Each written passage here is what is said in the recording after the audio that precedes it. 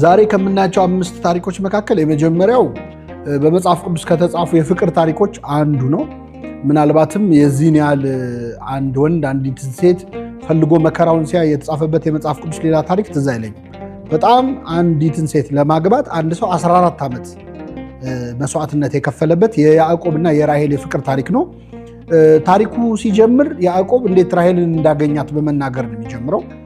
ያዕቆብ ወደ ምስራቅ አገር ወደ ከነዓን ተጓዘ፣ የዘመዱን የላባን አገር ፍለጋ ማለት ነው።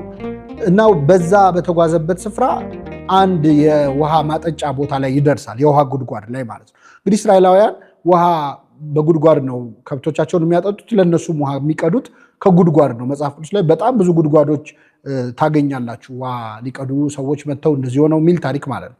ውሃ ጉድጓድ ጋር አንድን ሰው ካገኘው ሁልጊዜ ከክርስቶስ ጋር እንደሚገናኝ የሳምራዊቷ ታሪክ በቂ ማሳያ ነው አይደለም? እና በዚህ ታሪክ ላይ ያዕቆብ የአጎቱን ወይም የዘመዱን የላባን አገር ፍለጋ ወደ ውሃ መቅጃ ቦታ ሄደ ማለት ነው። ልክ ገበያ ወይ ሰው የሚሰበሰብበት አይደል የሚሄደው? አንድ ሰፈር ሲፈለግ የሆነ ሀገር ተሄዶ እሱም ውሃ የሚቀዱበት ቦታ ላይ ሄደ።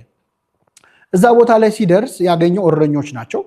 እረኞች መንጎቻቸውን ይዘው ሶስት የተለያዩ የበግ መንጋዎች ስብስቦች የያዙ እረኞች ከውሃ ዳር ቁጭ ብለው አገኛቸው። ውሃውን ሲያየው በትልቅ ድንጋይ ተዘግቷል። እነዚህ እረኞች ቁጭ ብለዋል። ምን እያደረጋችሁ ነው አላቸው ያዕቆብ። አይ በጎቻችንን ልናጠጣ ነው አሉት። ታዲያ ለምን አታጠጡም ብሎ ሲጠይቃቸው አይ ይህንን የሚያህል ድንጋይ የሁሉ ሕዝብ ሊያነሳው እዚህ ያለው ቁጥር በጣም ትንሽ ነውና በጣም ብዙ ሕዝብ ይፈልጋል ድንጋዩን ለማንሳት፣ ስለዚህ ሰው ሰብሰብ እስከሚል እየጠበቅን ነው አሉት። እሺ ብሎ አብሯቸው ቁጭ አለ። እንግዲህ እስራኤላውያን ውሃ በድንጋይ የሚዘጉበት ምክንያት ጠላት መርዝ ጨምሮ እንዳይጨርሳቸው እንዳይተናኮላቸው በመፍራት ነው። እና ቁጭ ብሎ ከነሱ ጋር እያወጋ ፀሐይ እየተመታ ያለ ላባ የሚባል ሰው ታውቃላችሁ አላቸው። ያው ላባን ፈልጎ ስለመጣ አሁን እናውቃለን፣ ኧረ እንደውም አሁን ትመጣልሃለች፣ ልጁ ራሔል በጎች ይዛ ልታጠጣ ትመጣለች አሉት። ይህን ተናግረው ሳይጨርሱ ራሔል መጣች። ራሔል ስትመጣ በጣም መልከ መልካም ነበረች። እንዳያት ያዕቆብ በጣም ስሜታዊ ሆነ፣ ወደዳት፣ ጮሆ አለቀሰ ነው የሚለው። ሳማትም ጮሆ አለቀሰ ይላል። እሷን ውበቷን ባየ ጊዜ ተማርኮ ያንን በጣም ትልቅ ድንጋይ ብዙ ሰው ተሰብስቦ ካላነሳ የማያነሳውን ድንጋይ ብቻውን አነሳው ማለት ነው። እንግዲህ ሴት የላከው ሞት አይፈራም ይባላል አይደል? ሴት የላከው ድንጋይ ከብደውም ለያዕቆብ ነው። በአንዴ ብቻውን አነሳው ያንን ድንጋይ እና ውሃ አጠጣላት፣ ከብቶቿንም አጠጣ፣ ሌሎቹም በዛው ተጠቃሚ ሆኑ ማለት ነው። ከዚህ በኋላ ይዛው ወደ ቤተሰቦቿ ሄደች። ላባ ቤት ገባች፣ አባቷን አገናኘችው ማለት ነው። እንግዲህ ላባ በጣም ከባድ ሰው ነው፣ የቢዝነስ ሰው ነው። ያዕቆብ ይችን ራሔልን ምን ያህል እንደወደዳት ስለገባው ኢንቨስት ሊያደርግበት ፈለገ፣ ይህንን የያዕቆብን ፍቅር ማለት ነው።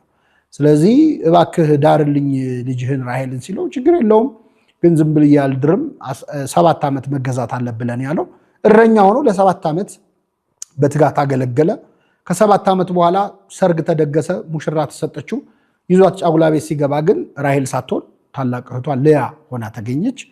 ያዕቆብ በጣም ተበሳጨ። ምንድን ነው አለው። አይ በሀገራችን ታላቅ እያለ ታናሽ አይዳርም፣ ከፈለክ ያው ዋጋውን ታውቀዋለህ፣ አንድ ሌላ 7 ዓመት ጨምራለሁ፣ 14 ዓመት በአጠቃላይ ራሔልን ብሎ 14 ዓመት አገልግሎ በ14ኛው ዓመት ራሔልን አገባ ማለት ነው። በጣም ይወዳት ነበረ ራሔልን። መውደዱ ኃጢአት አይደለም። በነገራችን ላይ እግዚአብሔር አታፍቅሩ አትውደዱ አላለም። የፈጠረውም ይህንን አንዱ ለአንዱ የሚያሳየውን ፍቅርና ዝንባሌ ያው እግዚአብሔር የሰጠው ጸጋ ነው። ግን ያዕቆብ ራሔልን ካየበት ሰዓት አንስቶ ታሪኩን ስታነቡት ራሔልን ካየበት ሰዓት አንስቶ እስኪያገባት ያለው ታሪክ ላይ እግዚአብሔር ቢለው ስም የለም። ረስቶታል ፈጣሪው። እና ስጋዊ ፍቅር ትልቅ ችግር የሚሆነው ፈጣሪን ያስረሳ ጊዜ ነው። በፍጹም ልብ፣ በፍጹም ሀሳብ፣ በፍጹም ነፍስ ጌታ አምላክን ውደድ ባልንጀራህን እንደ ራስህ ውደድ ይላል። እና በፍጹም ልባችን፣ በፍጹም ሀሳባችን፣ በፍጹም ነፍሳችን የሆነን ሰው የምንወድ ከሆነ ከእግዚአብሔር ፍቅር ያርቀናል። እና ያዕቆብ ትንሽ የተፈተነው በዛ ነው። ለማንኛውም አገባት። መጀመሪያ እንግዲህ ያልተፈለገችውን ልያንም እሷንም አለው። ምናልባት እዚህ ላይ የሚነሳው ጥያቄ ፖሊጋሚ ወይም ይሄ ብዙ ሰው ማግባት መጽሐፍ ቅዱስ ይፈቅዳል ወይ?